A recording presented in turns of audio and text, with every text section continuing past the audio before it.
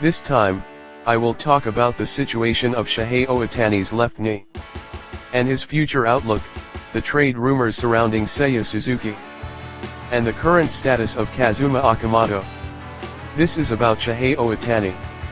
I am concerned about the injury to his left knee, but he took a day off for rest and played in the following game. Although he did not get any hits, I am relieved to see him out there looking energetic. When Shohei Ohtani hurts his body, it becomes massive news. That is how much of a spotlight player he is.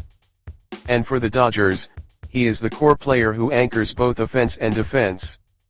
As we fans, we must put Ohtani's health first and accept his days off for rest. However, as I have mentioned many times on this program, for him, being a two-way player as both a pitcher and a hitter is his identity. And I truly want him to firmly continue that. After that, taking a day off for rest is absolutely no problem at all. Rather, as he gets older, his body changes. And the way he gets tired is considered to be changing compared to when he was younger. So some kind of care is necessary, such as giving him a day of rest the day after he plays as a two-way player. If he continues to push himself too hard, it will without a doubt lead to a major injury. Although the exact cause of hurting his left knee this time is not certain. Ohtani mentioned that there might have been an issue with his pitching form when he took the mound as a pitcher. When he plays as a two-way player, he dynamites on the mound as a powerhouse pitcher. The burden on his body is immeasurable. It is completely understandable that if there is even a slight misalignment in his pitching form, he will end up hurting somewhere. The pitcher is an extremely delicate position, and it is something that consumes a lot of mental energy. In any case, I truly hope he does not push himself until his knee condition becomes perfect. If he can move to some extent, he will probably try to play in the games. But that is where the Dodgers need to manage him properly and give him the rest he needs. As fans, it is only natural that we want to watch Shohei Ohtani play every single day.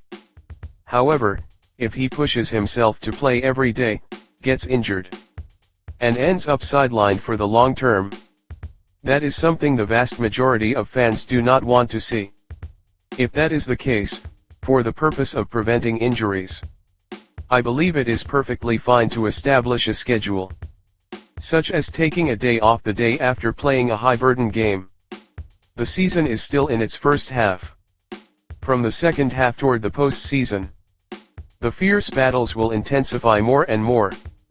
To be prepared for that time, I really hope Shohei Ohtani does not push himself too hard right now. This is about Seiya Suzuki. The talk about Suzuki's trade is becoming more prominent day by day. Depending on the situation of the Cubs, it is being reported day after day that Suzuki might be released and traded to another team by this summer. Among the rumors, the keyword of a transfer to the Dodgers is extremely frequent. Adding Suzuki to the Samurai Trio would certainly be a plus.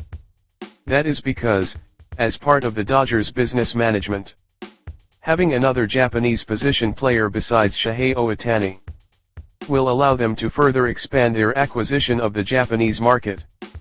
Shohei Ohtani is a two-way player, and from now on, many days off for rest will likely be scheduled for his condition adjustment. When that happens, many of the Japanese fans who look forward to Shohei Ohtani's plays will not watch the Dodgers games. If Yamamoto or Sasaki are pitching, Japanese fans will probably still watch the Dodgers games. But many Japanese fans will not watch Dodgers games where none of the three Samurai Trio players are appearing. Only the members of the Dodgers fan club, or those who are exceptionally massive baseball enthusiasts, will watch them. Because of the time difference, Dodgers games are often broadcast in Japan from midnight through the morning. On weekdays, it overlaps with working hours for many people. Even so, if there is a game where Shohei Ohtani, Yoshinobu Yamamoto, or Roki Sasaki is playing, many fans in Japan will watch the Dodgers game. and cheer for the Samurai Trio. If it is a Dodgers game with not a single member of the Samurai Trio, people will just spend their weekdays normally, and fewer people will watch the Dodgers game. That is the current reality in Japan. Therefore, if the Dodgers acquire Seiya Suzuki, even on days when Shohei Ohtani is resting, I believe there are many Japanese fans who will watch the Dodgers game and cheer, as long as Seiya Suzuki is playing. As a right-handed hitter, Suzuki is the top batter in Japan.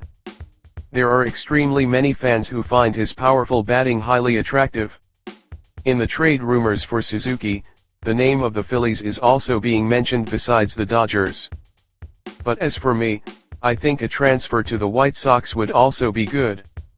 Munetaka Murakami and Suzuki fighting together is extremely attractive to Japanese fans. It has an impact comparable to the Samurai Trio. And if the White Sox were to acquire Seiya Suzuki, we could expect an acquisition of the Japanese market almost equal to that of the Dodgers. That is how attractive a player Seiya Suzuki is. And if he transfers, having another Japanese player on his destination team makes the acquisition of the Japanese market very realistic.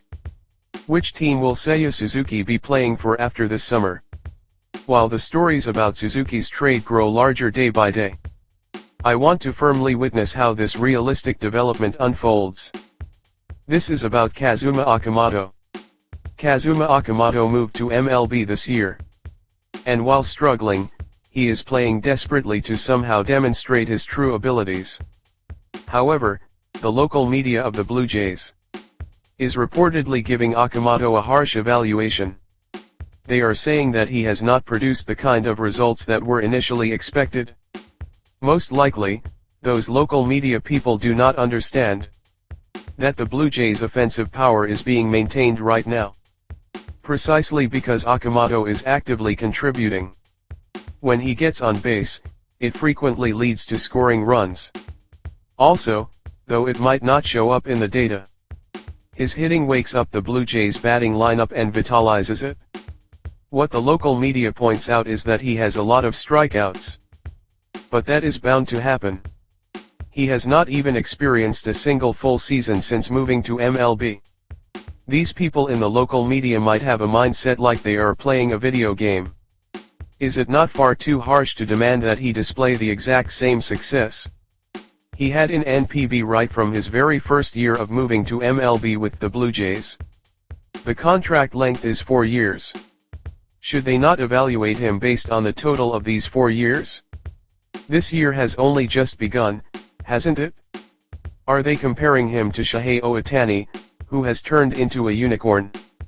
Even that Shohei Ohtani started his MLB career with the Angels, and during the first 3 years out of the 6 years he spent there, he was unable to make eye-catching achievements as a two-way player. It was a period when he suffered from injuries, did not get the results he wanted as a pitcher, and was somehow managing to contribute primarily as a hitter. Though the form is different, players who come from other countries are playing desperately every day to demonstrate their true abilities, while adapting to changes in the environment. What kind of performance would Okamoto have to show right now for this local media to give him a good evaluation? Are they saying it would have been good if he had his current stats but fewer strikeouts?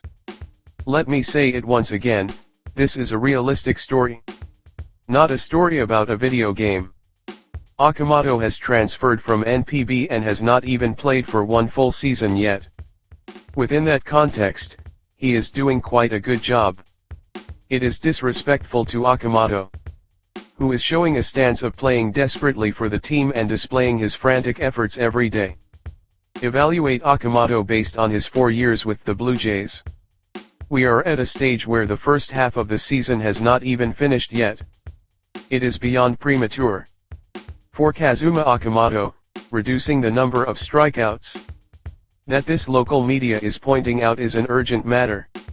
As I always talk about on this program, he needs to swing at sweet pitches right from the first pitch. His stance is to carefully track and judge the opposing pitcher's balls before attempting to hit. But in MLB, while you are watching the opponent's pitches, the count gets crowded, and you get struck out.